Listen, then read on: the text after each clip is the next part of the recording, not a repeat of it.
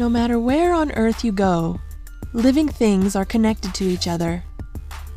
From the tiniest of organisms to the largest of creatures, all living things need energy to survive.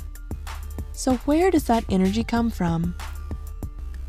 Well, matter and energy passes from one organism to another, connecting living things like links in a chain. A food chain. Of course, a food chain is not an actual chain. It's a way to talk about the relationships between organisms and show how matter and energy flow between living things. Every living thing on Earth is part of a food chain, including you, and most things are part of more than one. All of the energy in Earth's food chains comes from the sun.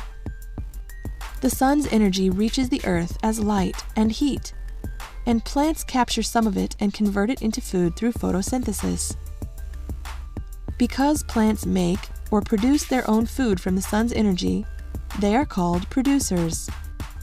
Every food chain must begin with a producer, for example, grass. That's because animals cannot create their own food.